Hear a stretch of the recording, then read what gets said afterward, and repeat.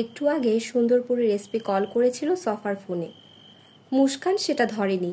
পরপর 3বার চেষ্টা করেছে পুলিশের লোকটি। তার মানে সফার ব্যাপারে তারা উদ্বিগ্ন হয়ে উঠেছে। সেটাই স্বাভাবিক। গভীর করে দম নিয়ে নিল সে। তার সামনে যে বসে আছে তাকে নিয়ে এখন কোনো মাথা ব্যথা নেই। পুরোপুরি জ্ঞান হারাবার পথে আছে সে।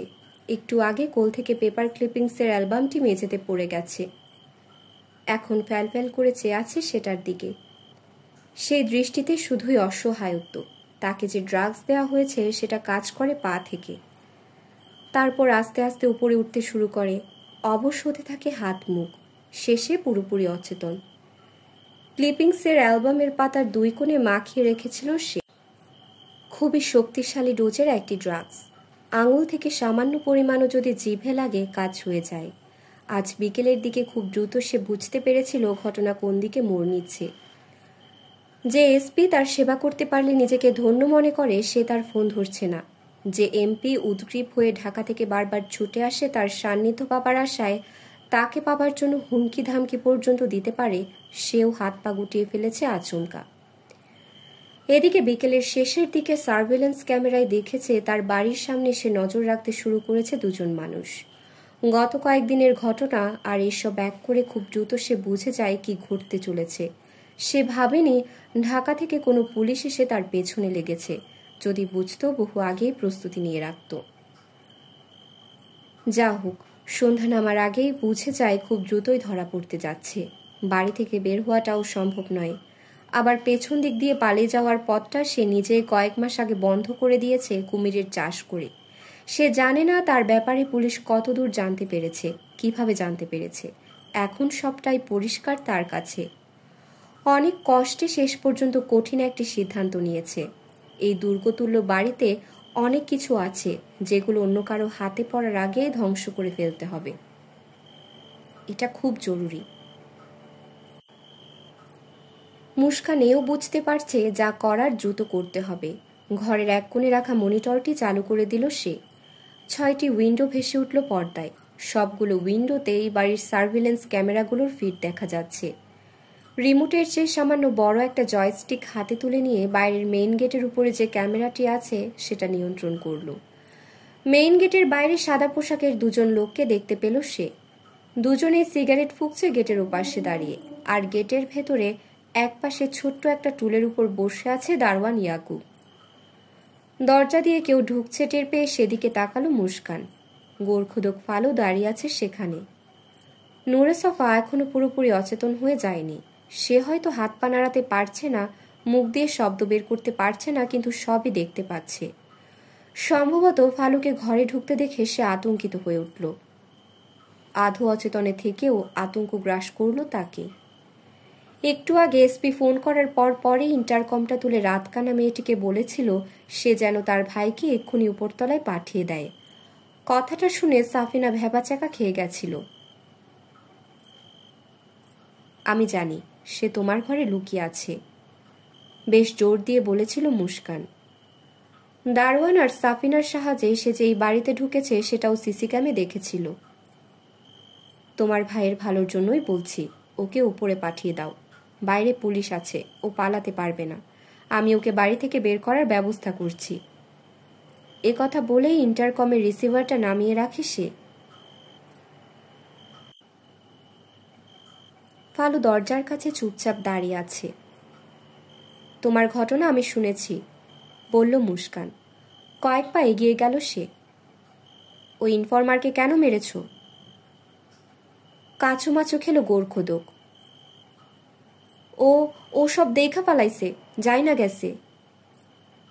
ভুরু কুচকে ফেলল মুস্কান। কি জেনে গেছে?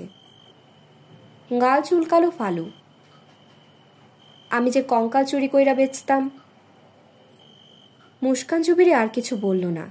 এই গোরখোদক ছেলেটাকে সুন্দরপুরের অনেক মানুষ মান্য করে, সমীহ করে। তাদের ধারণা ছেলেটার মধ্যে অলৌকিক কোনো ক্ষমতা আছে, আর সেই ক্ষমতা বলে কেউ মারা যাবার আগেই সে বুঝে যায় আগাম কবর খুঁড়ে রাখে। এই কথাটা যখন সে প্রথম শুনল ফালুর সৎ বোন সাফিনার কাছ থেকে, তখন মনে মনে খুব হেসেছিল। সে জানত ফালুর এরকম কোনো ক্ষমতা নেই, তবে নিশ্চয়ই কোনো গোমর আছে। সব মানুষেরই তা থাকে। এখন দেখছে সুন্দরপুরের কামেল গোরখোদক আসলে নরকঙ্কাল চুরি করে বিক্রি করে। যা হোক, বাড়ির বাইরে পুলিশ আছে, তুমি এখানে থাকলে ধরা পড়ে যাবে। মুস্কানের কথা শুনে ঢোক গিলল পলাতক গোরখোদক। তবে আমি তোমাকে পালাতে সাহায্য করব যদি আমার কথা মতো কাজ করো। বলেন কি করতে হইব? ফালু বলল। জমিদার বাড়ির সামনে সাদা পোশাকের যে দুজন পুলিশ সদস্য ডিউটিতে ছিল তারা গেটের সামনে এসে জোরে জোরে আঘাত করছে, কিন্তু ভেতর থেকে কোনো সাড়া শব্দ নেই। একটু আগে তাদেরকে থানা থেকে ফোন করে জানানো হয় ওই বাড়ির ভেতরে ঢুকে পড়ার জন্য। নুরে সফা নামে ডিবির যে অফিসার ওখানে ঢুকেছে সে নাকি ভীষণ বিপদে পড়েছে। তাকে ফোন করলেও সে ফোন ধরছে না, ধরলেও কোনো রকম সাড়া শব্দ করছে না। তাদেরকে আরও বলা হয়েছে থানা থেকে একটা টিম রওনা দিয়ে দিয়েছে, কিছুক্ষণের মধ্যেই তারা চলে আসবে এখানে। ওই বেটা দারোয়ানের বাচ্চা, গেট খোল! তাদের মধ্যে লম্বা করে যে লোকটা আছে সে চেঁচিয়ে উঠল। আচার আচরণে সে সবসময় আগ্রাসী। ওই মাদারচোদ, গেট খুলবি নাকি ভাইঙ্গা ঢুকুম? তারপরও কোনো সাড়া শব্দ নেই। সঙ্গীর দিকে তাকালো। আমি কি দেয়াল টপকাইয়া ভেতরে ঢুকবো? মাথা চুলকালো সে। কিছুক্ষণের মধ্যেই পুলিশের একটি দল চলে আসবে। তাদের জন্য অপেক্ষা না করে ভেতরে ঢোকাটা ঠিক হবে কিনা বুঝতে পারছে না। ফোর্স তো চইলে আসবো, ওরা আসুক, তারপর যা করার করণ যাইব। কি কও? অন্য সঙ্গীটি কাঁধ তুলল কেবল। হ, তাই করো। এমন সময় ওপাশ থেকে খুট করে শব্দ শুনতে পেয়ে তারা দুজনেই সতর্ক হয়ে উঠল। ওই দারোয়ান মনে হয় গেটের পেছনে আছে, আগ্রাসী পুলিশ বলল তার সঙ্গীকে। ওই শুয়োরের বাচ্চা, আমরা পুলিশ, গেট খোল কইতাছি। তারপরও কোনো সাড়া শব্দ না পেয়ে পা দিয়ে জোরে জোরে লাথি মারল গেটে। এমন সময় তার কাঁধে সঙ্গীর হাত পড়তেই লাথি মারা থামিয়ে দিল। ফোর্স আসতাছে, অন্যজন বলল তাকে। এবার মাটির রাস্তা দিয়ে গাড়ি চলার শব্দ শুনতে পেল তারা। গাড়িগুলো আসার অপেক্ষায় গেটের সামনে দাঁড়িয়ে রইল দুজনে। একটা নয়, দুটো গাড়ি এগিয়ে আসছে জমিদার বাড়ির দিকে। হেডলাইটের আলোয় আলোকিত হয়ে উঠল মেন গেটের সামনের অংশটা। প্রথমে একটা জিপ এসে থামল গেটের সামনে। সুন্দরপুর থানার ওসি এসআই আনোয়ার সহ আরও 3 জন কনস্টেবল নেমে এলো সেটা থেকে। তাদের স্যালুট দিয়ে কিছু বলতে যাবে অমনি আরেকটি জিপ এসে থামল। ওসি আর এসআই সেই গাড়ির সামনে ছুটে গেল সঙ্গে সঙ্গে। জিপ থেকে নেমে এলো এসপি মনোয়ার হোসেন। এখনো ভেতরে ঢোকেননি? ওসির উদ্দেশ্যে বলল সে। স্যার, আমি তো জাস্ট এলাম, ব্যাখ্যা করল সুন্দরপুর থানার ভারপ্রাপ্ত কর্মকর্তা। যে দুজন ডিউটিতে ছিল ওরা কি করেছে? স্যার, পেছন থেকে সামনে চলে এলো ডিউটিতে থাকা দুজন সাদা পোশাকের পুলিশ। ভিতর থেকে গেট বন্ধ কইরা রাখছে, অনেক ধাক্কাইছি। আরে এত কথা বলছো কেন? গেটটা যেভাবে পারো খোলার ব্যবস্থা করো, চিৎকার করে বলল এসপি। পরিমরি করে ডিউটিতে থাকা দুজন আবার গেটের সামনে দৌড়ে গেল। ওসি পেছনে ফিরে তার সঙ্গে আসা 3 জন কনস্টেবলকে ইশারা করলো ওদের সাথে যোগ দিতে। স্যার, গেটটা যদি খুইলা না দেয় তাহলে কিন্তু ভাইঙ্গা ঢুইকা যাব। মাথা নেড়ে সায় দিল এসপি। যা করার জলদি করেন। ওসিও আর কোনো কথা না বলে গেটের কাছে চলে গেল, তার পেছনে পেছনে এসআই আনোয়ার। ওই গেট খোল! ডিউটিতে থাকা একজন হাঁক দিল। স্যার, পেছনে ফিরে তাকালো সে। মনে হয় না ভেতর থেকে গেট খুইলা দিব। তাহলে দেয়াল টপকাইয়া ভেতরে ঢুকো। আমার সাথে আসো, ঝটপট করে উঠল এসআই আনোয়ার। ডিউটিতে থাকা 2 জন পুলিশকে নিয়ে চলে গেল গেটের ডান পাশের দেয়ালের দিকে। ভেতর থেকে কিছু শোনা গেছে? এসপি বলে উঠল ওসির পেছনে এসে। না স্যার, পেছনে ফিরে বলল ভারপ্রাপ্ত কর্মকর্তা। পুরা বাড়ি শুনশান, ওরা আমারে একটু পর পর জানাইছে সব। সফা স্যার ভেতরে ঢুকার পর তেমন কিছুই ঘটে নাই। এসপি চিন্তিত মুখে কিছু বলতে যাবে অমনি আগুন আগুন বলে একটা চিৎকার হলো। তাদের কাছে দৌড়ে এলো আনোয়ার। স্যার, বাড়িটাতে আগুন লাগছে। কি? আতঙ্কিত কণ্ঠে বলে উঠল ওসি। জলদি বাড়িতে ঢুকো তোমরা, চিৎকার করে বলল এসপি মনোয়ার। এসআই আবারও দৌড়ে গেল দেয়ালের দিকে। এসপি আর ওসি কয়েক পা পেছনে যেতে দেখতে পেল গেটের পেছন থেকে লালচে আলো আর ধোঁয়া উঠছে। সম্ভবত বাড়িটার দোতলায় আগুন লেগেছে। আর একটু পিছিয়ে যেতে বুঝতে পারল তাদের আন্দাজ পুরোপুরি সঠিক। ঘটনা, ওসি কথাটা বলতে পারল না। তার আগে বাড়ির ভেতর থেকে গগনবিদারী চিৎকার ভেসে এলো, আর সে কণ্ঠটা একজন নারীর। বোবা ইয়াকুব মেন গেটের পাশে হতবাক হয়ে দাঁড়িয়ে আছে, দোতলা বাড়ির দিকে মুখ করে। মুখ বধির হিসেবে কোনো শব্দ তার কানে পৌঁছায় না বলে নারী কণ্ঠের চিৎকারটা সে শুনতে পায়নি। চিৎকারটা কার সেটা বোঝা তো দূরের কথা। দাও দাও করে আগুন জ্বলছে দোতলায়। একটু আগে ম্যাডাম নিচতলার জানালার সামনে এসে তাকে ইশারায় ডেকে নিয়ে বুঝিয়ে দিয়েছে সে যেন কোনোভাবেই গেটটা খুলে না দেয়। এরপর গেটের বাইরে কিছু লোকজন এসে গেট খোলার জন্য চিৎকার চেঁচামেচি করেছে। আর পুরো দৃশ্যটা সে দেখেছে গেটের মধ্যে একটা ছোট ফুটো দিয়ে। ক্ষিপ্ত হয়ে এক লোক গেটে লাথিও মেরেছে, তারপরও সে গেটটা খুলে দেয়নি। একটু আগে গেটের বাইরে পুলিশের দুটো গাড়ি এসে থেমেছে। সঙ্গে সঙ্গে ইয়াকুব বুঝতে পেরেছিল ওই ফালু ছেলেটাকে এখানে ঢুকতে না দিলে আজ এত কিছু হতো না। সাফিনার ভাই ছাড়াও ফালু তার বন্ধুও বটে। তাই ইয়াকুব তাকে লুকিয়ে থাকার জন্য ম্যাডামের অগোচরে বাড়িতে ঢুকতে দিয়েছে। ওকে খুঁজতে যে পুলিশ চলে আসবে সেটা জানলে এই কাজ কখনোই করত না। তার এই আক্ষেপটার স্থায়িত্ব ছিল মাত্র কয়েক সেকেন্ডের। তারপরে দেখতে পায় দোতলার একটি ঘরে আগুন লেগে গেছে। নিমিষে সেই আগুন ছড়িয়ে পড়ল পাশের ঘরে, দেখতে দেখতে পুরো দোতলায়। বাড়ির দিকে ছুটে গেছিল সে, কিন্তু সবগুলো দরজায় বন্ধ। কয়েকবার দরজা জানালায় ধাক্কা মেরে কোনো সাড়া পায়নি। ঘটনা কি কিছুই বুঝতে না পেরে আবারও মেন গেটের কাছে এসে দাঁড়িয়ে থাকে। তার কোনো ধারণাই নেই একটি নারী কণ্ঠের চিৎকার প্রকম্পিত করেছে চারপাশ। হঠাৎ চোখের কোণ দিয়ে ডান দিকে কিছু একটা দেখতে পেয়ে চমকে তাকালো ইয়াকুব। দুজন লোক পিস্তল হাতে ছুটে আসছে তার দিকে। আরেকজন সাদা পোশাকের লোক তখনও দেয়ালের উপরে। দুজনের মধ্যে পুলিশের পোশাক পরা একজন আর অন্যজন সাদা পোশাকে। ইয়াকুব দুহাত তুলে কিছু বলার চেষ্টা করলেও শুধু গোঙানির মতো শব্দ করতে পারল। তারপরই দুজন মানুষ পিস্তল তাক করে তাকে মাটিতে বসে পড়ার জন্য হুকুম করল। ওরা নিশ্চয়ই চিৎকার করে কিছু বলছে, কিন্তু বোবা শুধু ওদের ক্ষিপ্ত অভিব্যক্তি দেখতে পেল। মাথার উপরে হাত তুলে হাঁটু গেড়ে বসে পড়ল দারোয়ান। পুলিশের পোশাক পরা একজন চিৎকার করে হাত নেড়ে চাবি চাইল তার কাছে। দেরি না করে কোমর থেকে চাবির গোছাটা বের করে পুলিশের হাতে দিয়ে দিল সে। লোকটা দৌড়ে চলে গেল মেইন গেটের দিকে। দ্রুত তালা খুলে টেনে গেটটা খুলে দিল। এসপি মনোয়ার, ওসি আর দুজন কনস্টেবল হুড়মুড় করে ঢুকে পড়ল বাড়ির ভেতরে। দাউ দাউ করে জ্বলতে থাকা দোতলা বাড়িটির দিকে তাকালো সবাই।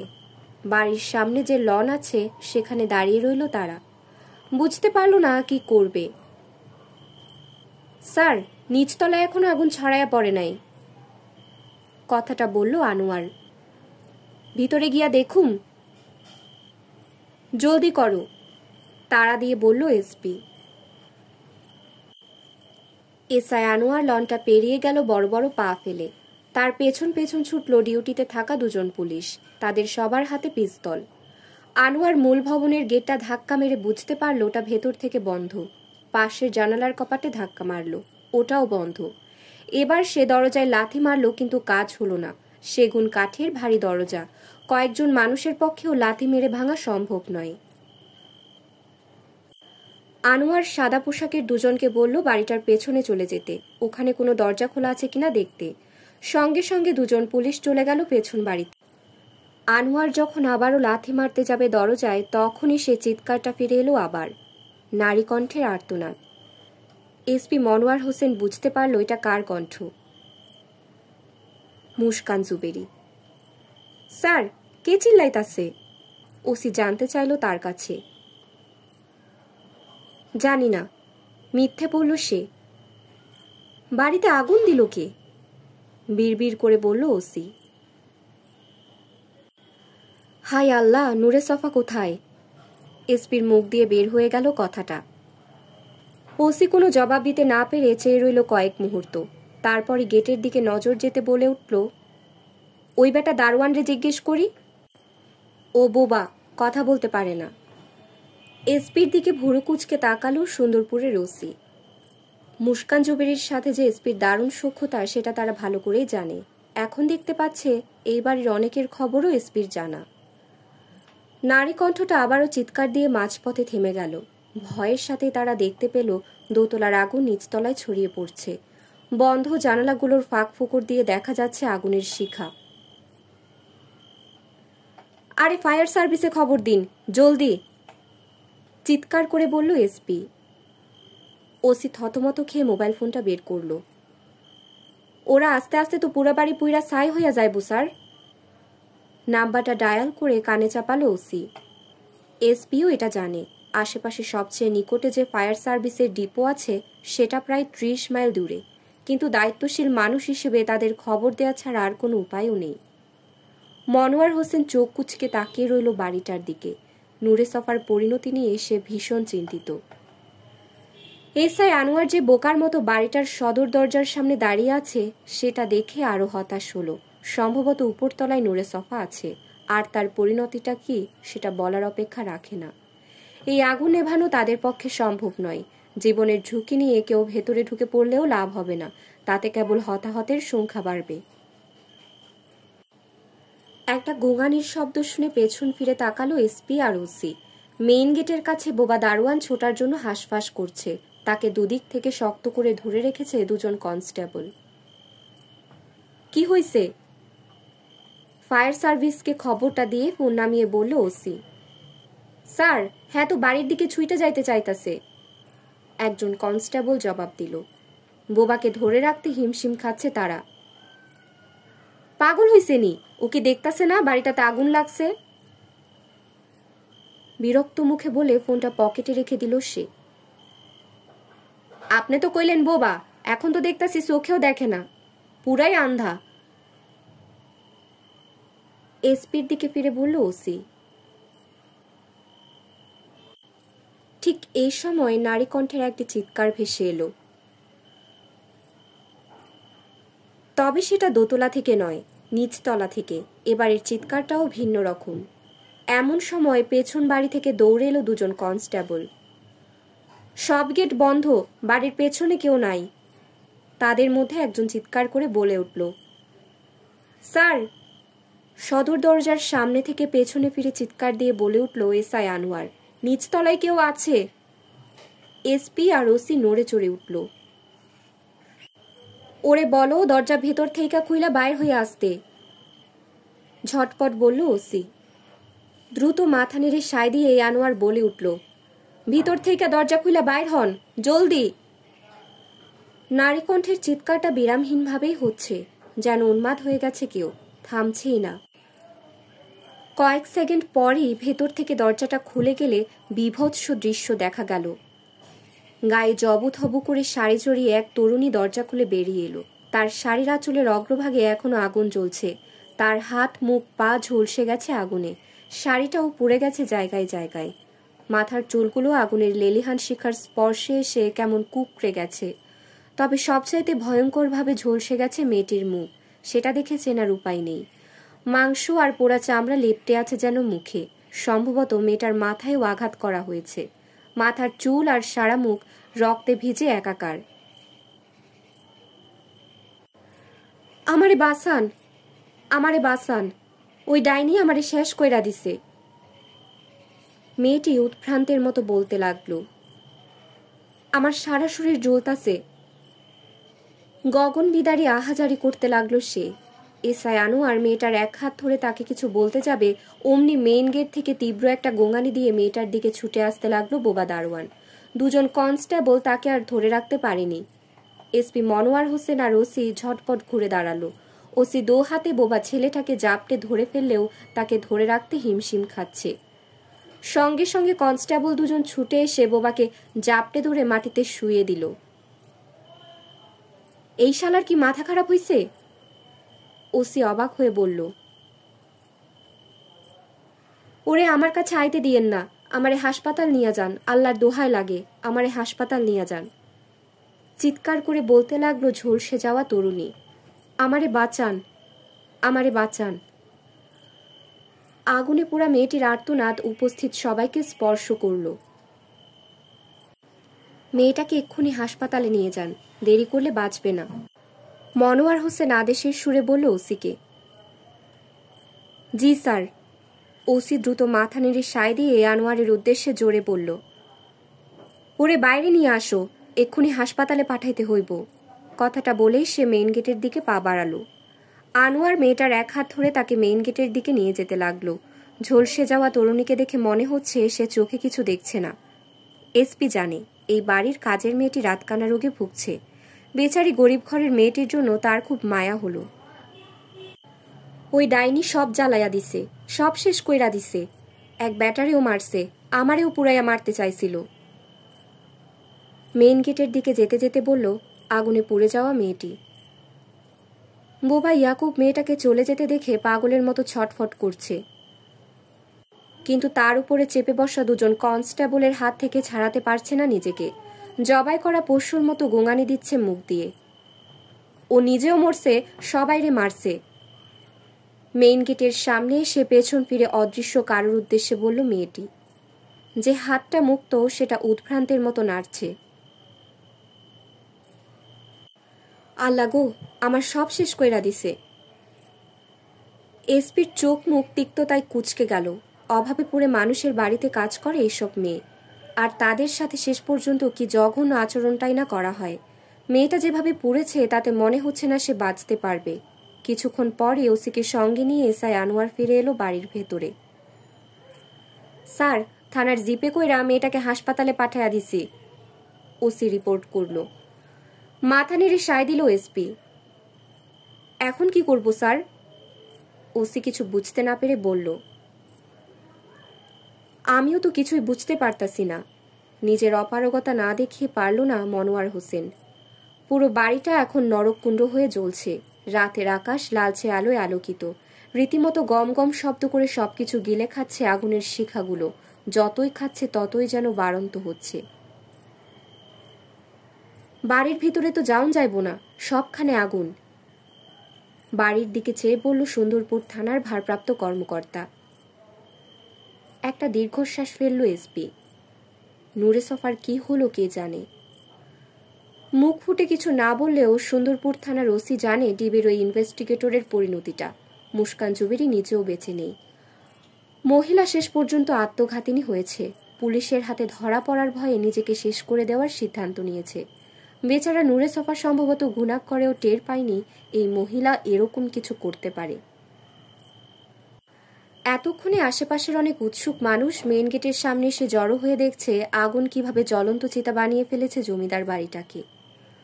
ওসি পেছন ফিরে দেখল মেইন গেটের সামনে জড়ো হওয়া মানুষজন আস্তে আস্তে বাড়ির ভেতরে ঢুকে পড়ছে।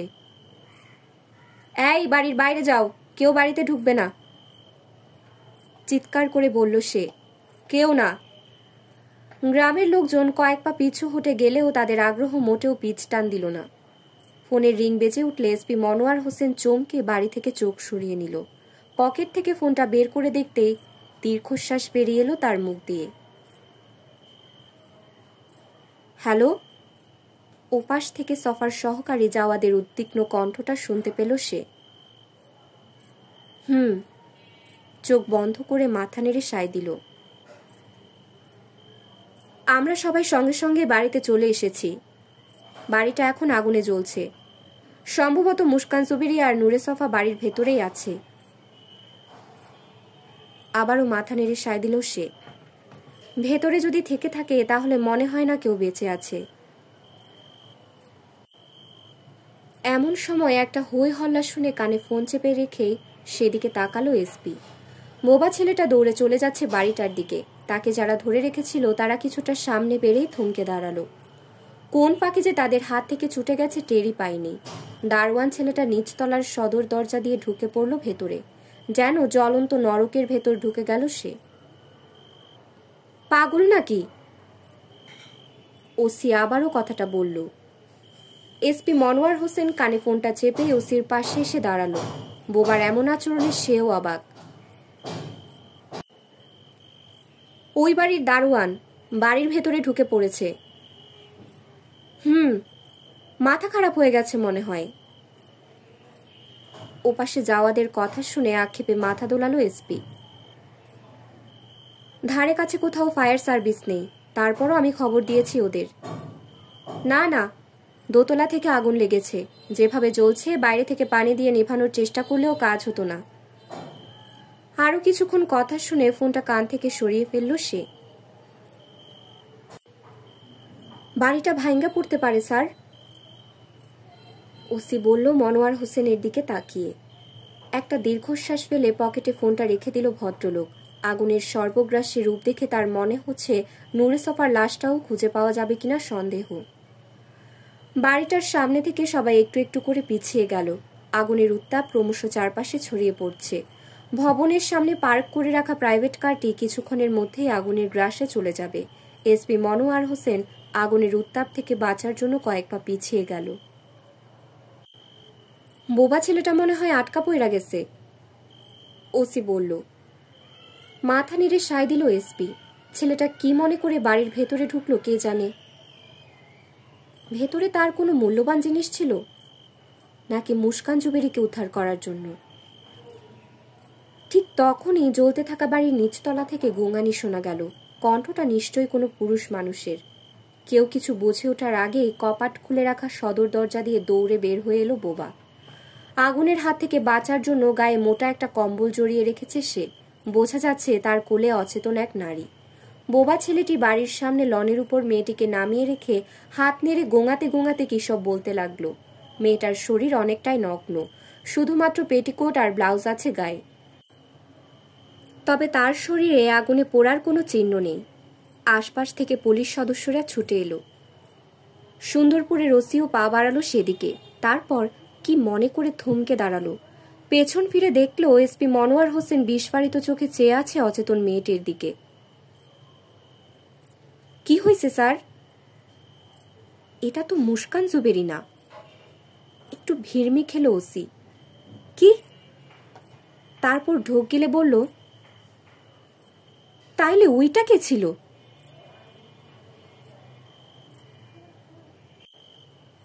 সুন্দরপুর থানার ওসির জিপটা এখন মহাসড়ক ধরে ছুটে চলেছে। রাস্তায় খুব কমই যানবাহন আছে। গতি বাড়াতে দ্বিতীয় চিন্তা করতে হচ্ছে না ড্রাইভারকে। যদিও পেছনের সিট থেকে আগুনে দগ্ধ মেয়েটির আর্তনাদ আর যন্ত্রণাকাতর কণ্ঠ শোনা যাচ্ছে না এখন। একটু আগেও ঝলসে যাওয়া মেয়েটি আর্তনাদ করতে করতে সিটের উপরে ছটফট করছিল। তার এই যন্ত্রণাকাতর গোঙানি পুলিশের ড্রাইভারকে বেপরোয়া গতিতে গাড়ি চালাতে তাগিদ দিচ্ছিল যেন। লোকটা ভেবে পাচ্ছিল না দগ্ধ মেয়েটির সাথে জঘন্য এই কাজটা করেছে আরেকজন নারী। সেই মহিলা আবার বেশ শিক্ষিত।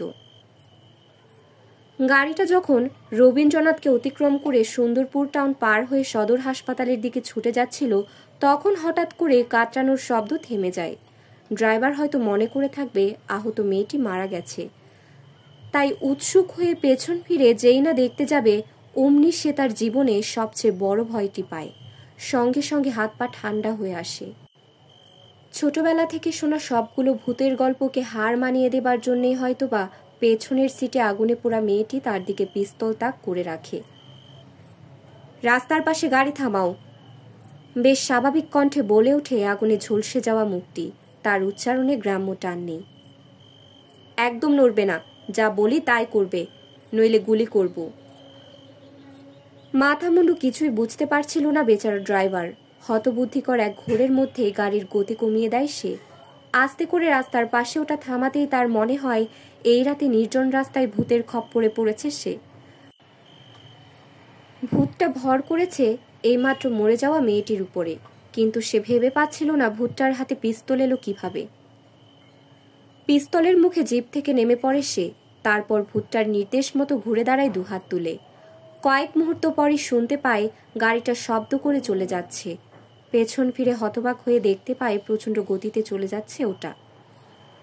রিয়ার মিররে ড্রাইভারের হতভম্ব হওয়া চেহারাটা দেখে মুচকে হেসেছিল মুস্কান জুবেরি। আমেরিকায় গিয়ে 16 বছর বয়সে ড্রাইভিং শিখেছিল। 18 পেরোবার পর মেডিকেল কলেজে ভর্তির সময় থেকে নিজেই গাড়ি চালিয়ে ক্যাম্পাসে যেত। ড্রাইভিংয়ের নেশা আজও ছাড়তে পারেনি।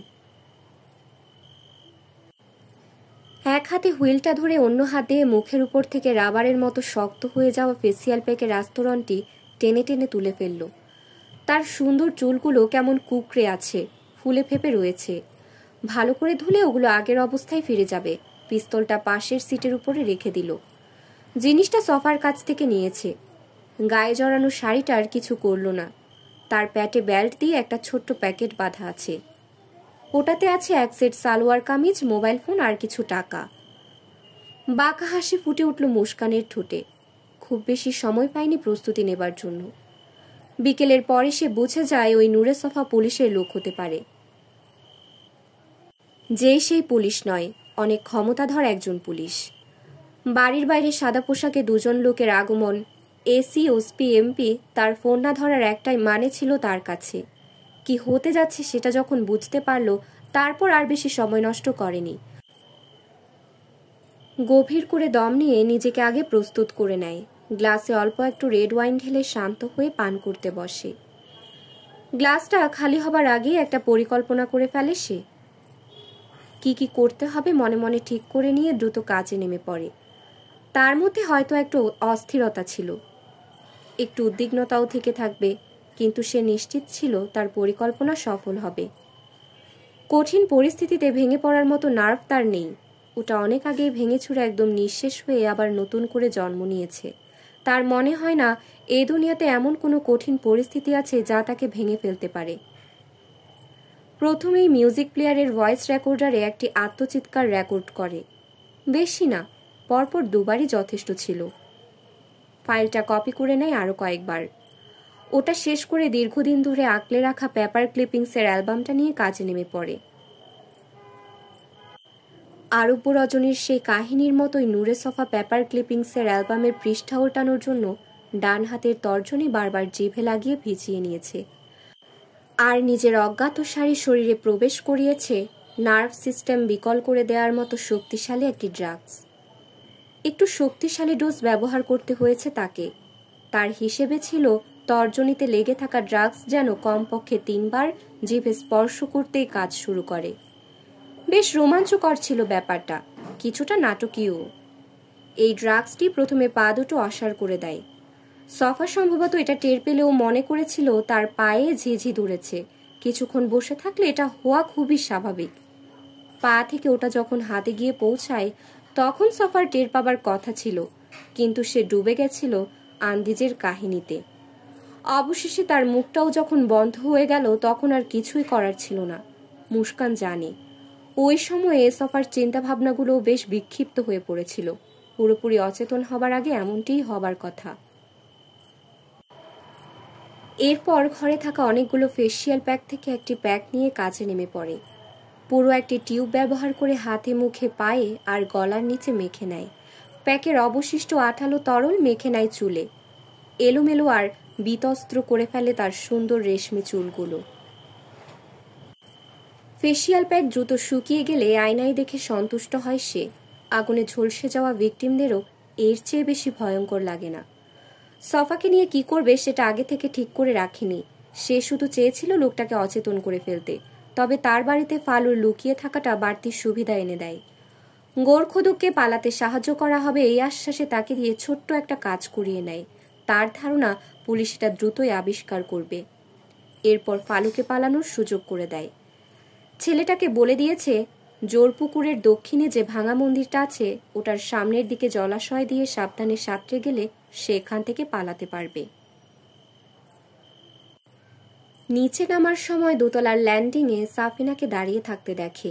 রাতের বেলায় কিছু দেখতে পায় না, তাই কান পেতে সবকিছু বোঝার চেষ্টা করছিল। তার সৎ ভাই ফালুর সাথে কি করা হচ্ছে সেই কৌতূহল চেপে রাখতে পারেনি। তাকে ল্যান্ডিংয়ে দেখতে পেয়েই মুস্কান সতর্ক শিকারী পশুর মতো নিঃশব্দ হয়ে যায়।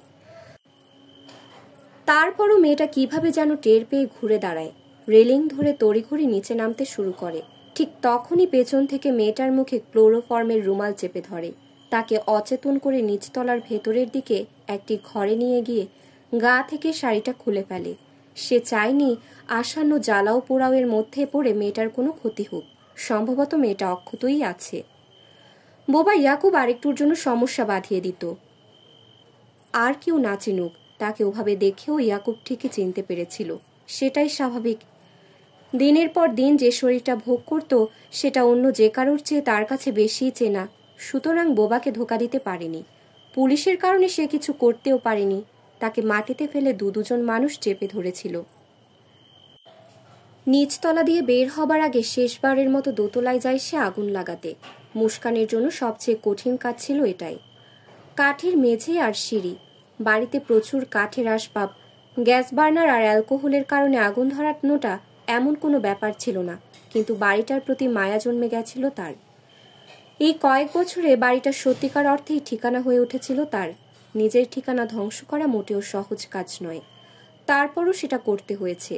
আর এটা করতে গিয়ে একটা চাপা দীর্ঘশ্বাস বেরিয়ে এসেছিল ভেতর থেকে। সে বুঝতে পারছিল এই জীবনে আর স্থায়ী ঠিকানা বলে কিছু থাকবে না। আন্দিজের পর থেকে সে থিতু হতে পারেনি। অনেক চেষ্টা করেছে। আমেরিকা ছেড়ে চলে এসেছে ঢাকায়, তারপরও সে টিকতে পারেনি। সুন্দরপুরও তার জন্য শেষ পর্যন্ত আরেকটি ফেলে আসা অধ্যায় হয়ে গেল। সব প্রস্তুতি শেষে সাফিনার শাড়িটা গায়ে জড়িয়ে নেবার পর তার প্রিয় রেড ওয়াইনের একটি বোতল নিয়ে ঢকঢক করে কিছুটা পান করে, বাকিটুকু ঢেলে দেয় মাথায়। রক্ত সদৃশ্য রেড ওয়াইন মাথা থেকে সারা মুখে ছড়িয়ে পড়ে। তারপরই গভীর করে দম নিয়ে নিচতলায় নেমে যায়, চিৎকার দিতে দিতে।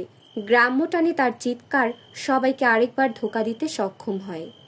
মুস্কান ভেবেছিল তাকে গাড়িতে করে হাসপাতালে নিতে কমপক্ষে দুজন পুলিশ থাকবে গাড়িতে, কিন্তু তা হয়নি। মাত্র একজন ড্রাইভারকে কবজায় নেওয়া এমন কোনো কঠিন কাজ নয়, বিশেষ করে গুলি ভর্তি পিস্তল হাতে থাকলে। রাস্তার পাশে একটা ঝুপড়ির পাশে জিপটা থামালো সে। সুন্দরপুর থেকে গাড়ি চালিয়ে অসংখ্যবারে পথ দিয়ে ঢাকায় গেছে। পথের দুধারে সবই তার চেনা। এই ঘরটি কাঠ কিংবা এরকম কিছু রাখার জন্য ব্যবহৃত হয়। এখন ওটা বন্ধ। চারপাশে কোনো প্রাণীর চিহ্ন নেই। পিস্তলটা হাতে নিয়ে জিপ থেকে নেমে পড়ল। ঝুপড়িটার পেছনে একটা ডোবা আছে। জায়গাটা বেছে নেবার দুটো কারণের মধ্যে এটা অন্যতম। ঝুপড়ি ঘরটার পেছনে গিয়ে শাড়ির থেকে শাড়িটা খুলে ফেলল। অন্ধকারে নেমে পড়ল ডোবায়। শীতের এমন রাতে তীব্র ঠান্ডা পানি তাকে বিন্দুমাত্র কাবু করতে পারল না। এর চেয়েও বেশি ঠান্ডায় বেঁচেছিল। একদিন নয়, দুদিন নয়, প্রায় 2.5 মাস। বুক সমান পানিতে নেমে কয়েকবার ডুব দিল নগ্ন মুস্কান। এখন যদি নির্জন এই রাতে কেউ তাকে দেখেও ফেলে, ভূতপ্রেত ছাড়া আর কিছু ভাববে না। হাত মুখ আর শরীর থেকে ফেসিয়াল প্যাকগুলো ঘষে ঘষে মুছে ফেলার চেষ্টা করল। কিছুক্ষণ পর ডোবা থেকে উঠে দ্রুত পরে নিল সালোয়ার কামিজ। জিপে উঠে বসলো আবারও। তবে এই গাড়িটা বেশিক্ষণ ব্যবহার করতে পারবে না। তাকে খুব দ্রুত এটা পরিত্যাগ করতে হবে। গাড়ির হুইল ধরে রাস্তার দিকে চোখ রেখে একটু ভেবে নিল মুস্কান। এই মুহূর্তে যাবার মতো একটা ঠিকানাই আছে, আর সেটা অন্য একটা জরুরি কাজ করার জন্য উপযুক্ত জায়গা।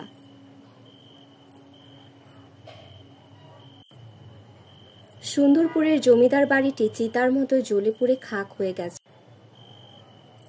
খবর পাবার 40 মিনিট পর ফায়ার সার্ভিসের একটা গাড়ি চলে এলেও ততক্ষণে পুরো বাড়িটিতে আগুন এমনভাবে ছড়িয়ে পড়ে যে দুটো হোস পাইপ দিয়ে আগুন নেভানোটা বাল খিল্ল বলেই মনে হয়েছে স্বয়ং ফায়ারম্যানদের কাছে।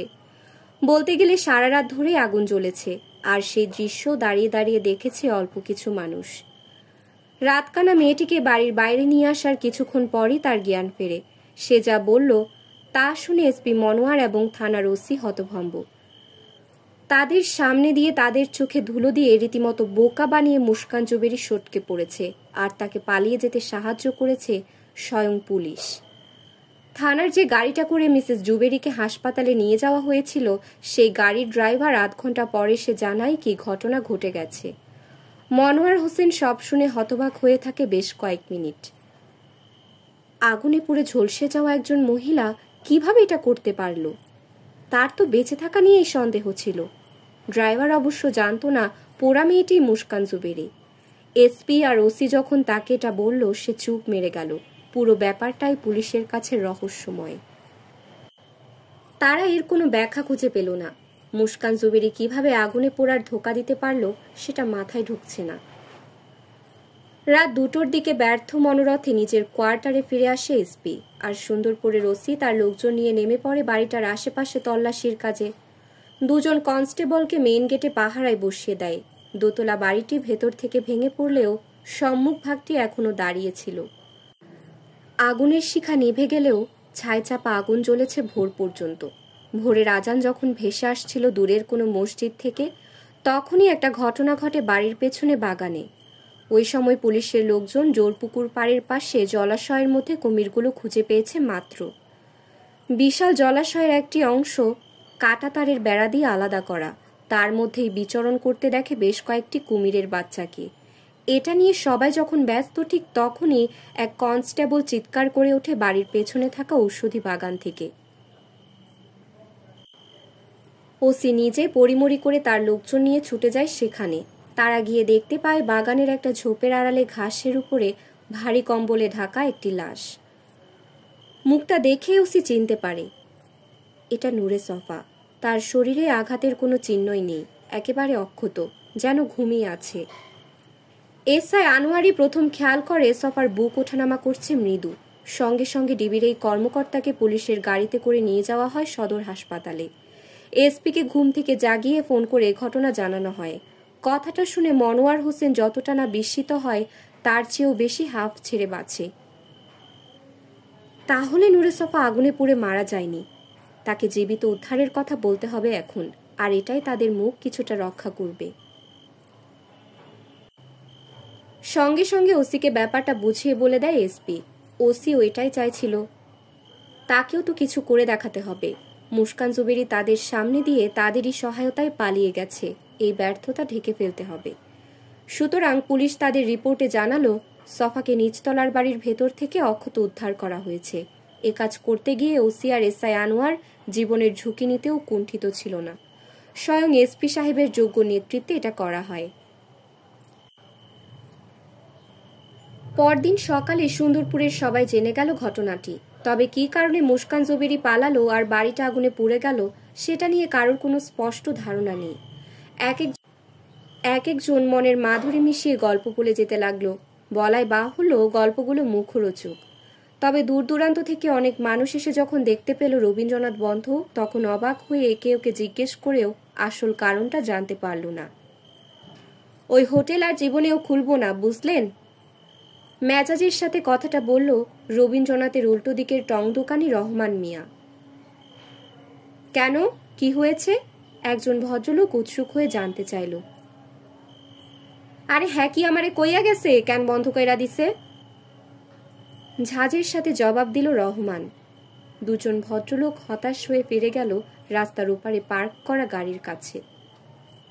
খাউনের কি শখ? চোখ মুখ বিকৃত করে বলল দোকানে। গাড়ি লইয়া আইসা পড়ছে। তারপরেই ওয়াক্তু। এই ঘেন্নাটা বেশ আনন্দের সাথে প্রকাশ করতে পারল সে। রহমান মিয়ার চোখে মুখে আনন্দ। সামনে রাখা গুড়ের পিণ্ডের উপরে এক ছাক মাছি বসে থাকলেও সেগুলো হাত দিয়ে তাড়ালো না। রবীন্দ্রনাথ কেন, ওই ডাইনিটাও আর কখনো এখানে আসবে না। কেএস খান বসে আছে বিছানার পাশে, তার পেছনে দাঁড়িয়ে আছে জাওয়াত। তারা দুজনেই চেয়ে আছে বিছানায় বসে থাকা নুরি সফার দিকে। বাইরে সন্ধ্যা নেমে এসেছে। ঘণ্টাখানেক আগে সুন্দরপুর থেকে ফিরে এসেছে একদম অক্ষত শরীরে। বলতে গেলে তেমন কিছুই হয়নি তার, সম্পূর্ণ সুস্থ আছে এখন। উদ্ধারের পরপরই জ্ঞান ফিরে পায় সে, কোথাও কোনো ধরনের চোট পায়নি। তবে গতরাতের ঘটনার কিছুই মনে করতে পারছে না। ডাক্তার বলেছে তার কোনো সমস্যাই নেই, তবে কড়া ডোজের অজ্ঞাত একটি ড্রাগস দেওয়া হয়েছে। সফার রক্ত পরীক্ষা করলে সেটার পরিচয় জানা যাবে। প্রাথমিকভাবে মনে করা হচ্ছে ড্রাগসটি অচেতন করে দিয়েছিল তাকে। আপনার কিছুই মনে নাই? হতাশ হয়ে জানতে চাইল কেএসকে। কফির কাপে চুমুক দিতে ভুলে গেছে সে। মাথা দুলিয়ে জবাব দিল সফা। বিছানার উপরে বসে আছে সে, তার হাতেও কফির কাপ। তবে জাওয়াত কফি খায় না বলে তার হাত খালি। ওই বাড়িতে যে গেলেন এটাও মনে করতে পারতাছেন না? মুখ তুলে তাকালো নূরে সফা। ওটা মনে আছে স্যার। মানে ওই বাড়িতে গেলাম, মহিলার সাথে কথা বললাম, তারপর চুপ মেরে গেল। মহিলা আমাকে একটা অ্যালবামের মতো কিছু দিল। উদ্গ্রীব হয়ে চেয়ে রইল কেএস খান। সম্ভবত ছবির অ্যালবাম। একটা ছবির অ্যালবাম? জি স্যার, ছবির অ্যালবাম। কার ছবি? মুস্কান জুবেরির। মনে করার চেষ্টা করেও ব্যর্থ হলো সে। ওর ছোটবেলার ছবি। তারপর আর কিছু মনে করতে পারল না।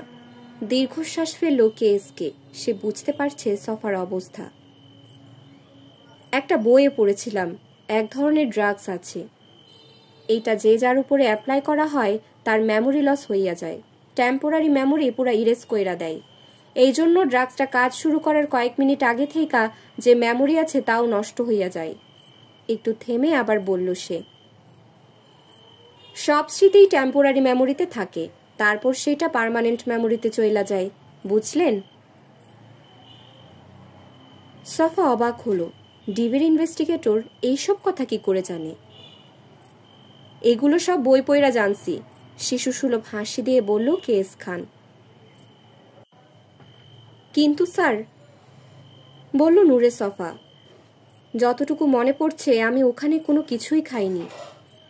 ওই মহিলাও আমার থেকে বেশ দূরে বসেছিল। তাহলে এটা কিভাবে হলো? কন কি? অবাক হলো কেএসকে। নতুন কোনো ব্যাখ্যা খুঁজতে লাগলো। কোনো রকম কন্ট্যাক্ট হয় নাই? আপনি কিছু মুখেও দেন নাই? মাথা দুলিয়ে সায় দিল সফা। যতটুকু মনে আছে এরকম কিছুই হয়নি। ওই অ্যালবামটা খুলে পড়তে শুরু করেছি, তারপরই সব কিছু কেমন ওলট পালট হয়ে গেল। অনেকক্ষণ চুপ করে রইল ডিবির সাবেক ইনভেস্টিগেটর। অ্যালবামটা দেওয়ানোর আগে কি কি হয়েছে সব মনে আছে? অবশেষে জানতে চাইল সে। কপালের ডান পাশটা আঙুল দিয়ে ঘষল সফা। অনেকটাই মনে আছে, মানে আমি ঠিক শিওর না। থাক, কষ্ট কইরা মনে করণের দরকার নাই। কয়েকদিন রেস্টে থাকেন, সব ঠিক হইয়া যাইব। মাথা নেড়ে সায় দিল নূরে সফা। মিসেস জুবেরি সব কিছুই নিজে থেকে বলছিল। আমি যেসব বিষয় নিয়ে সন্দেহ করছি তার সব কিছু পরিষ্কার করে দিয়েছিল। তাই নাকি? জি স্যার, মহিলাকে নিয়ে আমি যেসব সন্দেহ করেছিলাম সব কিছুর লজিক্যাল এক্সপ্লেনেশন দিয়েছিল। এইসব আপনার মনে আছে? হ্যাঁ, মনে আছে। এইটা কি ওই ফটো অ্যালবামটা দেওয়ানোর আগে না পরে? আগে। গভীর ভাবনায় ডুবে গেল কেএসকে। তাইলে কি ওই অ্যালবামটার মধ্যে মেকানিজম করছিল? অনেকটা আপন মনে বিড়বিড় করে বলল সে। কি বললেন স্যার? নূরে সফা বুঝতে পারল না। আমার মনে হইতাছে মহিলা ওই অ্যালবামটার মধ্যেই কিছু করছিল। মানে আপনি তো কইলেন ওইটা স্যার আর কিছু টাচ করেন নাই। অ্যালবামের মধ্যে? সফার বিশ্বাস করতে কষ্ট হচ্ছে। সেটা কিভাবে সম্ভব? মুচকি হাসল মিস্টার খান। ওই যে আরব রজনীর কাহিনীতে আছে না, বইটার প্রত্যেক পৃষ্ঠায় বিষ মাখাইয়া রাখছিল। সফা বুঝতে পারল কিনা সেটা বোঝা গেল না। আলতো করে মাথা নেড়ে সায় দিল সে। এই ধরনের পয়জন কিন্তু বহুত আছে, গুরু গম্ভীরভাবে বলল কেএস খান। একটু ওভারডোজ হইলেই বিপদ আসিল। নূরে সফা অনেকক্ষণ চুপ থেকে বলে উঠল, স্যার, ওই মহিলা 5 জন ভিকটিমকে আসলে কি করেছে বলে মনে করেন আপনি? কেএস খান পেছন ফিরে জাওয়াদের দিকে তাকালো। ছেলেটা নিজের অভিব্যক্তি লুকানোর চেষ্টা করতে গিয়েও পারল না। গাল চুলকে কাচুমাচু খেলো একটু। অর্গান পাচারের ব্যাপারে কি কোনো প্রমাণ জোগাড় করতে পেরেছেন হাসপাতালের ওই ডাক্তারের কাছ থেকে? মাথা দোলালো কেএস খান। দীর্ঘশ্বাস ফেলল সফা। এই কেসটা তাহলে আপনার আমার দুজনের জন্যই প্রথম ব্যর্থ কেস হয়ে গেল, তাই না স্যার? কেসকে নিঃশব্দে হাসি দিলে নূরে সফা একটু অবাকই হলো। কেসটা কইলাম সলভ, খালি আসামি ধরন বাকি, ওইটা করা যাইব। আপনি কোনো চিন্তা কইরেন না, সে ধরা পড়বই। ভুরু কুচকালো সফা। কেস সলভ মানে? আমরা তো জানি না মুস্কান জুবেরি 5 জন ভিকটিমের সাথে কি করেছে। হাসি দিয়ে সফাকে আশ্বস্ত করলো কেএসকে। এইটা আসলে আমরা জানি। কথাটা বলে জাওয়াদের দিকে তাকালো। আপনারই পরে সব বলবো, এখন রেস্ট নেন। উঠে দাঁড়ালো সাবেক ডিবি কর্মকর্তা।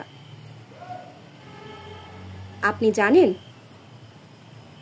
মাথা নেড়ে সায় দিয়ে আবারও আশ্বস্ত করলো কেএস খান। তাহলে আমাকে বলছে না কেন? মুস্কান জুবির ওই 5 জন ভিকটিমকে কি করেছে, কেন করেছে? মুস্কান কোনো অর্গান পাচারের সাথে জড়িত না। আপনার এই হাইপোথিসিসটা ভুল ছিল। পুরো কথাটা শোনার জন্য অপেক্ষা করল সে।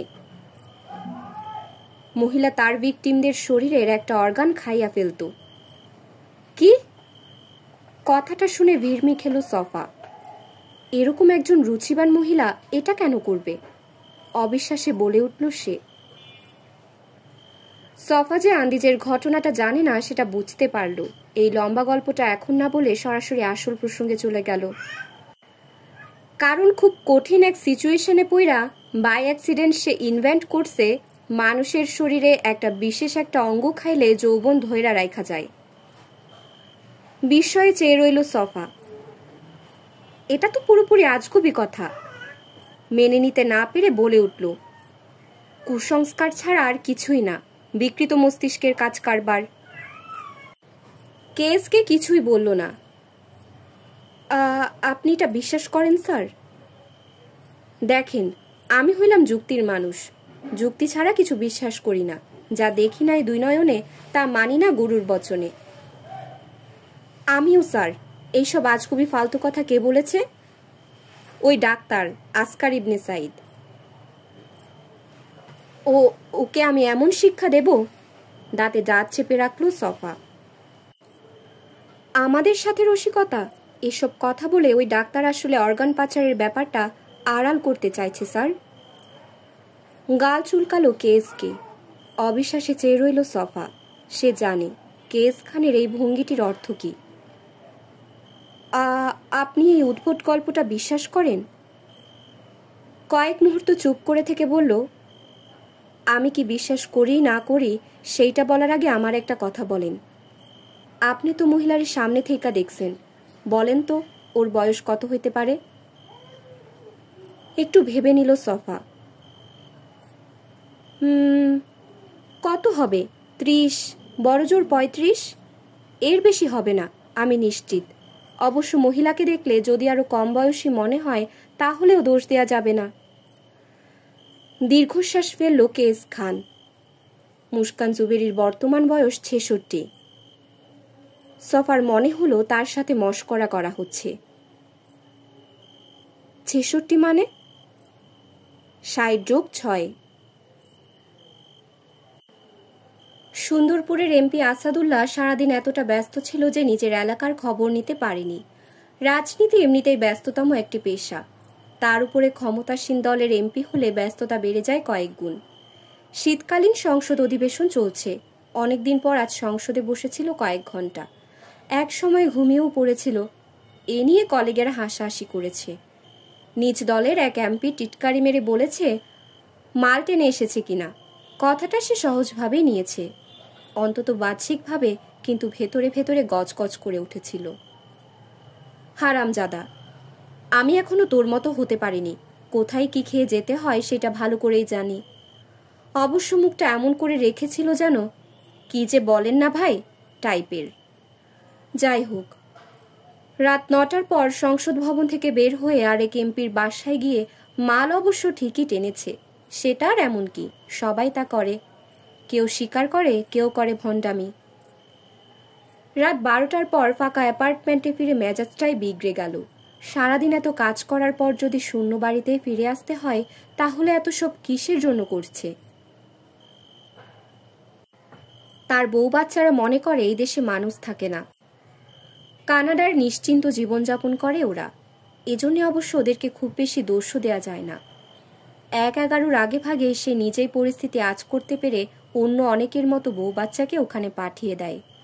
শত শত রাজনীতিকের বেগম সাহেবারা থাকেন বলে কানাডার ওই জায়গাটাকে এখন লোকজন বেগমগঞ্জ বলে টিটকারি মারে। জামা কাপড় না খুলে বিছানায় গিয়ে ধপাস করে শুয়ে পড়ল। পকেট থেকে 2টো সেলফোন বের করে রাখলো বালিশের পাশে। রাত 12টার পর সব সেলফোন বন্ধ করে রাখে, শুধু একটা বাদে। ওটার নাম্বার খুব কম লোকের কাছেই আছে।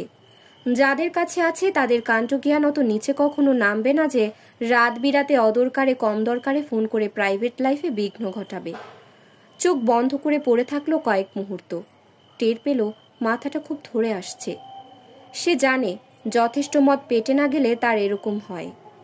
অন্যের মদ খেতে বসে একটু ভদ্রতা করেছিল বলে এই অবস্থা। এখন আর একটু না খেলে সারা রাত এমন মাথা ব্যথা নিয়েই বিছানায় পড়ে থাকতে হবে। অবশেষে বিছানা ছেড়ে উঠে ফ্রিজ থেকে পাসপোর্টের একটি বোতল আর গ্লাস নিয়ে আবারও ঢুকলো বেডরুমে।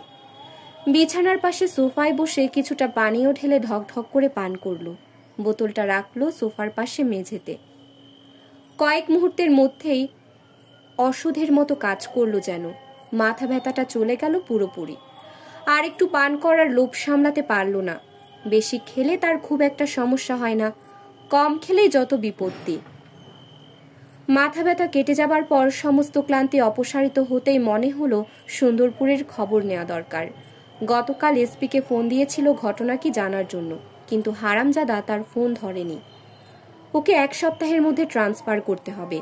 পরক্ষণেই ভুল ভাঙল তার। প্রধানমন্ত্রীর কার্যালয়ের প্রভাবশালী একজনের কারণেই তার বিশ্বস্ত আর ঘনিষ্ঠ এসপি এ কাজ করতে বাধ্য হয়েছে।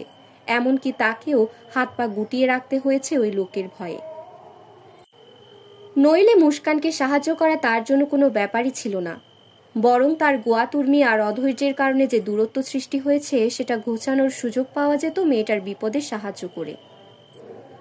মুস্কানের কথা ভাবতেই একটা প্রশ্নের উদয় হলো তার মনে। সে কি এমন করেছে যার জন্য প্রধানমন্ত্রীর কার্যালয়ের ওই লোক ক্ষেপে আছে? কিছুক্ষণ ভেবেও আন্দাজ করতে পারল না। ঠিক করলো আগামীকাল সকালে যেভাবেই হোক এসপির সাথে যোগাযোগ করে এটা জেনে নেবে, যদি আদৌ সে সবটা জেনে থাকে। হঠাৎ করে শোবার ঘরের খোলা দরজার দিকে তাকালো। বাইরের প্যাসেজ আর ড্রয়িং রুমের আলো নেভানো। আসাদুল্লাহ নিশ্চিত অ্যাপার্টমেন্টে ঢোকার সময় সবগুলো বাতি নিভিয়েছিল। একটু আগে যখন ফ্রিজ থেকে ওয়াইনের বোতলটা নিয়ে এলো তখনও বাতি জ্বলছিল। পরক্ষণে আবার অনিশ্চয়তায় পড়ে গেল সে। মাতাল হিসেবে এরকম ভুল হতেই পারে। মদের গ্লাসটা হাতে নিয়ে উঠে দাঁড়ালো। দরজার সামনে এসে ডানে বামে তাকালো সে। এই সুরক্ষিত অ্যাপার্টমেন্টে কে ঢুকবে? অসম্ভব। মুচকি হাসল আসাদুল্লাহ। ক্ষমতাবানদের নিরাপত্তাহীনতা বোধ একটু বেশি থাকে, যেটা বাইরের লোকজন বুঝতে পারে না সব সময়। শোবার ঘরের বাইরের প্যাসেজের বাতিটা জ্বালিয়ে দিয়ে সোফায় এসে বসলো আবার। গ্লাসটা খালি করে ভরে নিল আরেক দফা। কিছুক্ষণ পর টের পেল মদ কাজ করতে শুরু করেছে। কেমন হালকা হয়ে এসেছে মাথাটা, চোখ দুটো ভারী হয়ে আসছে। গ্লাসটা খালি করে সোফায় হাতলের উপর রেখে ঘরের বাতি নিভিয়ে দিল। বিছানায় শুয়ে পড়ল চিৎ করে। একটু পর কিছু একটা টের পেয়ে খোলা দরজার দিকে তাকালো সে। ওখানে দাঁড়িয়ে আছে আবছায়া এক নারী মূর্তি। কে? অবয়বটি আস্তে আস্তে হেঁটে তার বিছানার কাছে চলে এলো। ঘরের বাতি নেভানো বলে পরিষ্কার দেখতে পাচ্ছে না। বাইরের আলোয় অবয়বটির আবছায়া মূর্তি দেখে তার মনে হলো এই নারী তার অনেক দিনের চেনা। কে? এবার মুখ দিয়ে কথাটা বের করতে পারল। মুস্কান। ঘর ছাড়া এই পাগলটাকে এমন করে কে গো ডাকে করুণ গুঞ্জরি। নারীকণ্ঠটি প্রায় ফিসফিসিয়ে সুরে সুরে বলে উঠল, যখন বাজিয়ে বিনা বনের পথে বেড়ায় সঞ্চরি। আসাদুল্লাহর কাছে মনে হলো সে একটা সুন্দর স্বপ্ন দেখছে। তার সামনে যে নারী দাঁড়িয়ে আছে তার সান্নিধ্য পাবার জন্য সে কতটা ব্যাকুল তা কেউ না জানুক, সে নিজে তো জানে। এই নারী তাকে পাগল করে তুলেছে, বারবার ফিরিয়ে দিয়ে অপমান করেছে তাকে। শেষে দীর্ঘদিন অপেক্ষা করার পর মরিয়া হয়ে জোর কাটাতে শুরু করেছে ইদানিং, কিন্তু তাতেও কাজ হচ্ছে না। মুস্কান এমন ভাব করে যেন তার সমস্ত হম্বিতম্বি শিশুতোষ পাগলামি ছাড়া আর কিছু না। নারী মূর্তিটি তার মুখের উপর কিছুটা ঝুঁকে এলো, যেন তাকে ভালো করে দেখছে।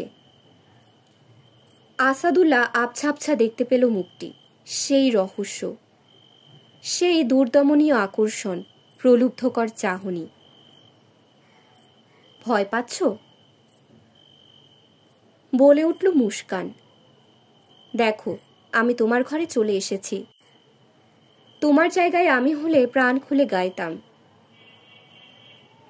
এসো এসো আমার ঘরে এসো।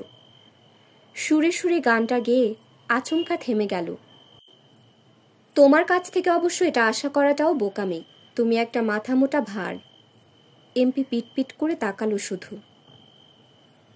তুমি ভয় পাচ্ছ? বুঝতে পারল না তাকে কেন এ প্রশ্ন করা হচ্ছে।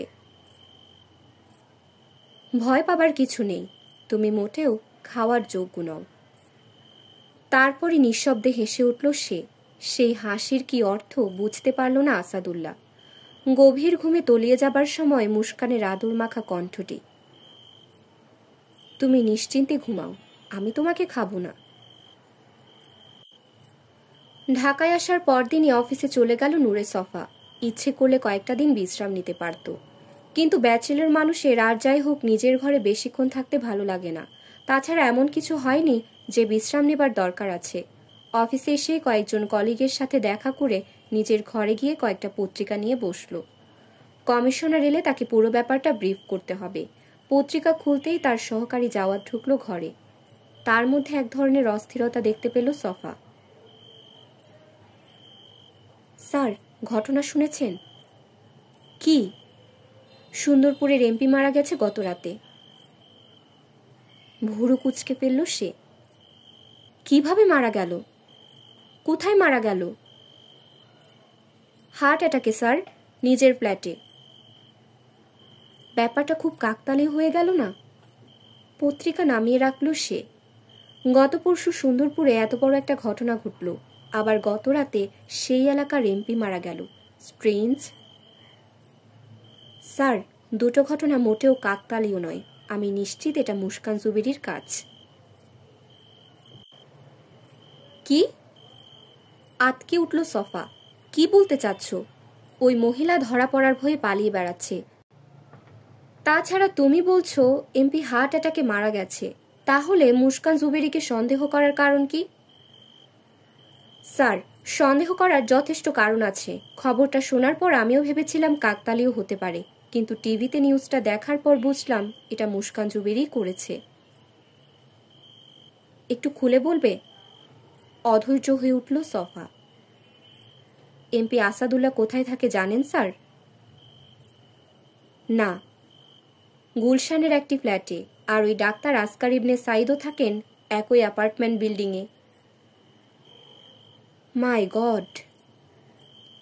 অস্ফুট স্বরে বলে উঠল সফা। মুস্কান জুবেরিকে ধরা না গেলেও নূরে সফা বেশ বাহবা পেলেন ঊর্ধ্বতন কর্মকর্তার কাছ থেকে। এমনকি শেষ ভিকটিম হাসিবের মামা প্রধানমন্ত্রীর কার্যালয়ের প্রভাবশালী ব্যক্তিটিও ফোন করে তাকে ধন্যবাদ জানিয়েছে। যে কেসটার কোনো কুলকিনারা কেউ করতে পারেনি, সামান্য অগ্রগতিও দেখাতে পারেনি, সেখানে সফা যতটুকু করেছে তা তো বিস্ময়করই বটে। হ্যাঁ, আসামিকে ধরা যায়নি, তাতে কি? তাকে ধরার কাজ এখনো অব্যাহত আছে। যে কোনো সময় ওই মহিলাকে ধরা সম্ভব হবে। কর্তাদের এমন কথায় অবশ্য সফা মনে মনে একমত হতে পারেনি। তার ধারণা মুস্কান জুবেরি চিরকালের জন্য ধরাছোঁয়ার বাইরে চলে গেছে। এর পক্ষে যুক্তি দিতে পারবে না সে, তবে এটাই তার দৃঢ় বিশ্বাস। সুন্দরপুরের এমপি মারা যাবার কথা শুনে এ নিয়ে কমিশনারের কাছে গিয়ে বলেছিল ঘটনাটা নিছক হার্ট অ্যাটাকের নাও হতে পারে। একই ফ্ল্যাটে মুস্কানের ঘনিষ্ঠ ডাক্তার আসকার ইবনে সাইদ থাকেন। এই ভদ্রলোক মুস্কানের প্রায় সব ব্যাপারই জানেন, যদিও 5 জন ভিকটিমের ব্যাপারটা তিনি জানতেন না বলেই দাবি করেছেন।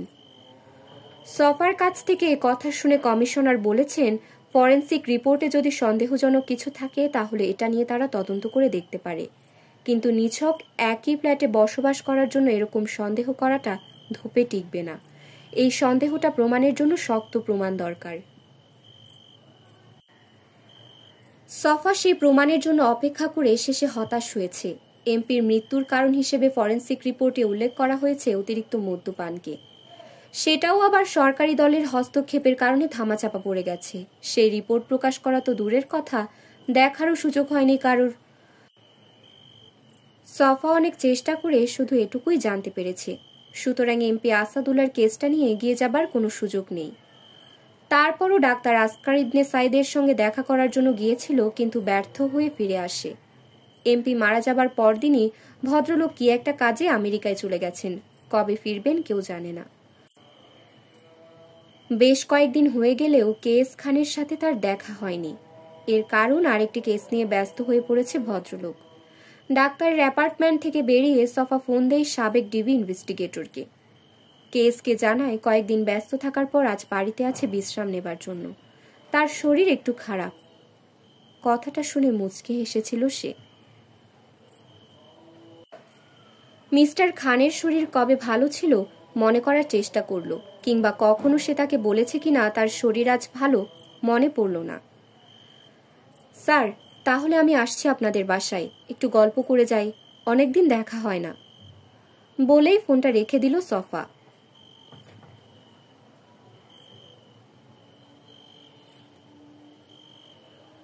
জমিদার বাড়িটি পুড়ে যাবার পর এমপি আসাদুল্লাহর মৃত্যু সুন্দরপুরকে একটু নাড়িয়ে দিলেও 2 সপ্তাহ পরই সবকিছু আবার স্বাভাবিক হয়ে উঠল। কেবল রবীন্দ্রনাথ এখানে কখনো খেতে আসেননি বাদে। অদ্ভুত নামের রেস্টুরেন্টটি সেই যে বন্ধ হয়েছে আর খোলেনি। এর কর্মচারীরা কোথায় চলে গেছে, কে তাদের চলে যেতে বলেছে, সেটা কেউ জানে না। এখনো অনেকে রবীন্দ্রনাথের সামনে গাড়ি থামিয়ে হতাশ হয়ে দেখতে পায় দরজা জানালা সব বন্ধ, চমৎকার আর অদ্ভুত সাইনটাও জ্বলছে না। তাদের বেশিরভাগই রাস্তার ওপারে রহমান মিয়ার টং দোকানে গিয়ে জানতে চায় ঘটনা কি। শুরুতেই এক কথা বলতে বলতে রহমানের মেজাজ প্রায়ই বিগড়ে যেত। লোকজনের এইসব প্রশ্ন করা যেন অচিরেই বন্ধ হয়ে যায় সেই কামনাই করত মনে মনে। তবে দ্রুতই সে বুঝতে পারল ব্যাপারটা তার জন্য লাভজনক হয়ে উঠছে। যারা জিজ্ঞেস করতে আসে তাদের মধ্যে কেউ কেউ হতাশ হয়ে তার চায়ের দোকানের বেঞ্চে বসে চা সিগারেট খায়। তাই রহমান মিয়াও তার বিজনেস পলিসি বদলে ফেলল। রবীন্দ্রনাথ সম্পর্কে খোঁজ করতে আসলে সে এখন বলে, সামনের মাস থেকে আবার চালু হইব। এরকম পাক্কা খবর নাকি তার কাছে আছে। এ কথা শুনে হতাশ কাস্টমাররা কিছুটা আশা নিয়ে ফিরে যায়। যাবার আগে কেউ কেউ তার বিখ্যাত গুড়ের চাও খায়, সেই সঙ্গে সিগারেট। ওদিকে আতর আলী প্রায় 1 সপ্তাহ হাসপাতালে থেকে বাড়ি ফিরে আসে। অল্পের জন্য বেঁচে গেলেও সুস্থ হতে খুব বেশি সময় নেয়নি সে। আবারও থানার ইনফর্মার হয়ে কাজ করছে, তবে আগের মতো আর তুচ্ছতাচ্ছিল্য করা হয় না তাকে। হাজার হলেও নূরে সফার মতো যাত্রীর লোকজনের সাথে ঘনিষ্ঠতা রয়েছে। যাকে ওসি তো ওসি, স্বয়ং এসপিও সমীহ করে চলে। এর মধ্যে 2-1 বার সফা ফোন করে তার খোঁজ খবরও নিয়েছে। তার হাতে এখন যে নতুন মোবাইল ফোনটা আছে সেটা সফায় ঢাকা থেকে উপহার হিসেবে পাঠিয়েছে। এই উপহারের কথা সে সবখানে বলে বেড়ায়, লোকে যাতে বোঝে ওই নূরে সফা তাকে কি চোখে দেখে। এখনও সে রহমান মিয়ার দোকানে এসে চা খায়, সিগারেট কেনে, কিন্তু দোকানি আর তার অগোচরে তাকে নিয়ে আজে বাজে কিছু বলে না।